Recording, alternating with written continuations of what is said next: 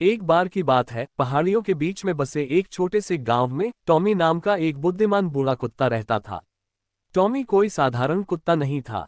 वह अपनी बुद्धिमान सलाह और अटूट निष्ठा के लिए पूरे गांव में प्रसिद्ध था। एक धूप भरी सुबह, जब टॉमी एक ऊंचे चबूतरे पर पेड़ की छाया के नीचे आराम कर रहा था, तभी केटू नाम का एक युवा पिल्ला आया। उसकी आंखों में परेशानी का भाव था। केटू उदास था क्योंकि वह खेल के दौरान अन्य पिल्लों के साथ सहज महसूस नहीं कर रहा था। टॉमी ने अपनी पूंछ को धीरे से हिलाकर केटू को अपने पास बैठने का इशारा किया और पूछा, मुझे बताओ युवा, तुम्हारे दिल को क्या परेशानी है? केटू ने अपनी चिंताएं बताने से पहले टॉमी को करुणा भरी नजरों से देखा।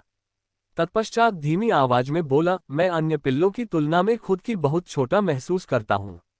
वे तेज दौड़ते हैं, ऊंची छलांग लगाते हैं और मुझसे ज्यादा सुंदर दिखते हैं। मुझे डर है कि मैं कभी भी उनके जितना अच्छा नहीं बन पाऊंगा। जब केटू बोल रहा था तो टॉमी ने सहानुभूतिपूर्वक सिर हिलाते हुए उसकी सारी बातें ध्यान से सुना। थोड़ी देर सोचने के बाद टॉमी ने शांत स्वर में कहा, मेरे प्रिय केटू, हम में से प्रत्येक की अपनी ताकत और कमजोरियां होती हैं। दूसरों से अपनी तुलना करने से केवल निराशा ही हाथ लगेगी।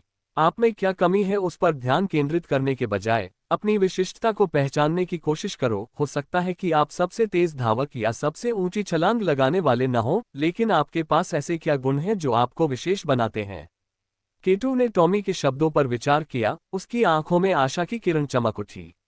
उस दिन के बाद से केटू ने दूसरों से तुलना करना बंद कर दिया और खुद की विशेषता ढूंढना शुरू कर दिया। उसे पता चला कि वह दूसरों को हंसाने की क्षमता रखता है और उसका हृदय करुणा से भरा हुआ है। जैसे जैसे समय बीतता गया, केटू एक आत्मविश्वासी, शांत और संतुष्ट कुत्ते के रूप में विकसित हुआ। वह जहां भी जाता खुशी फैलाता और लोगों के बीच दुश्मनी को खत्म करा देता। उसे लोग हंसी और सौहार्द के लिए जानने लगे।